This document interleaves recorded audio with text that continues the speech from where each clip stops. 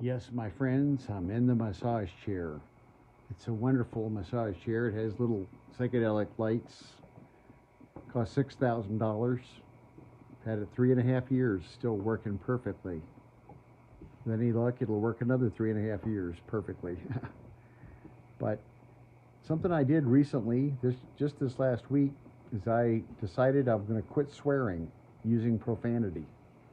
It's not really spiritual to curse, and it's my goal. I have been on a spiritual path for, well, I'd say going on 5 years, but really in earnest the last 3 years more so.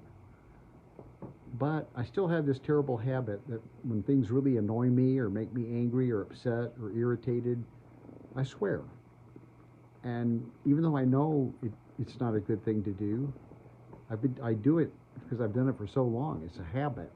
It's a way of expressing yourself that is very much unconscious.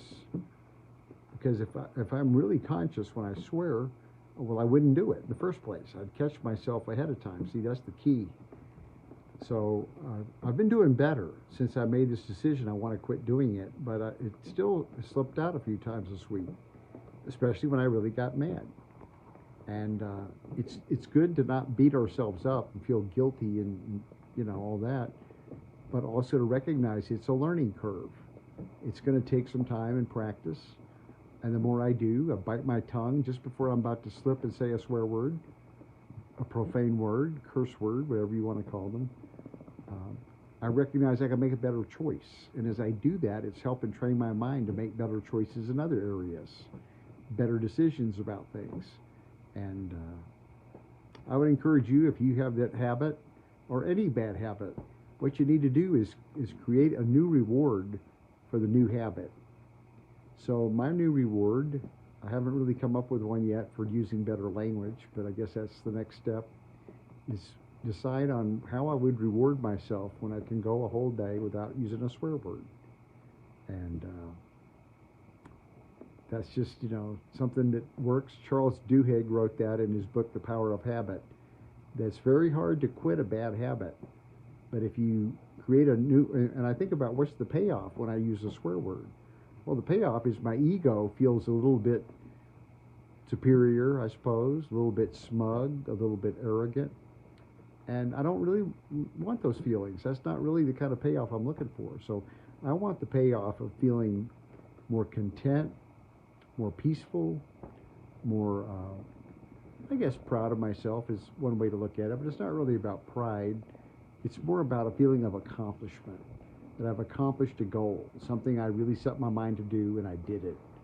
And I know when I get that feeling of accomplishment, I'm going to like myself better and feel better about myself, not in an egotistical, self-centered way, but in a way that'll make me just feel better about myself and know that I'm a better person. I'm becoming a better person, and I'll have more to offer that way to other people, because that ultimately is my goal, to do the best I can from here on out in my life, to be of service in some way, shape, or form whenever I can to others, and do less taking and more giving, because the old saying is more blessed to give than to receive. It's not just more blessed, it actually does feel better.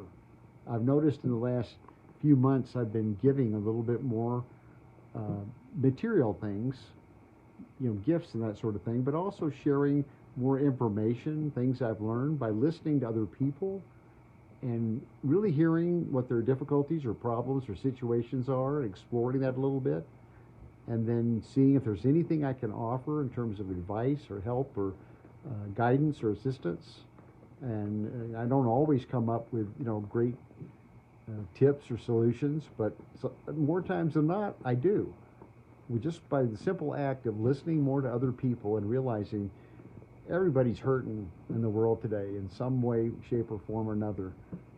The world has just become a mess.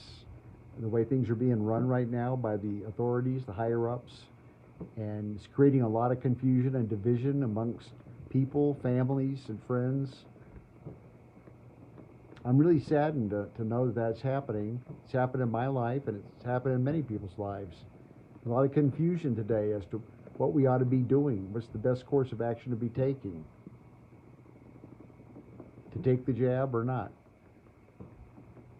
I think most people have already kind of made that decision. They either did or they're adamant they never will.